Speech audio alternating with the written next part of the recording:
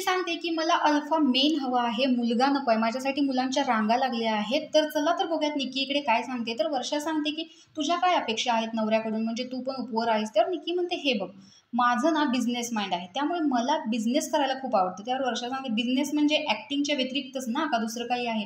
तर निकी सांगते हो, ॲक्टिंग व्यतिरिक्त मला बिझनेस करायचा आहे, कारण माझं डोकं खूप बिझनेस माइंडेड आहे.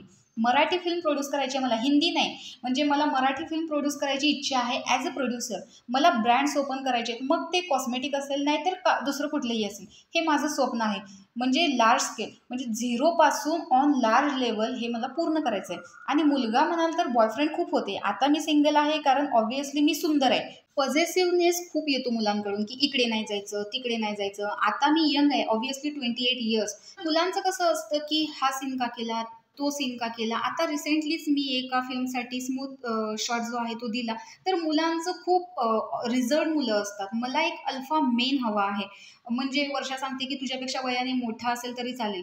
तर ती सांगते वयाने मोठा असू दे नाहीतर लहान असू दे, मला त्याच्याशी काही घेणं-देणं नाही. मला एक अल्फा मेन आवडतो. कारण मला मुलं नाहीत आवडत. कारण मुलं ही रिझर्व्ड असतात आणि अल्फा मेन तसे नसतात. आणि मला मेन म्हणजे सिव्हिल रिच नेचर असणारा मुलगा पाहिजे. म्हणजे नॉट इव्हन मी, कुठलीही मुलगी जात असेल लिफ्टमध्ये तर पहिल्यांदा तिला जाऊ देणं, दरवाजा उघडणं किंवा तिला पहिल्यांदा प्रायोरिटी देणं. अशा गोष्टी ज्या मुलामध्ये मला दिसतील किंवा अल्फा मेनमध्ये दिसतील, त्यासाठी मी त्याला सिलेक्ट करेन. आणि माझ्यासाठी रांग लागलेली आहे मुलांची आणि मी त्याच्यामध्ये खूप खूप छोट्या छोट्या गोष्टी ऑब्झर्व करते. तर त्या जर गोष्टी मला नाही दिसल्या तर मी रिजेक्ट करते.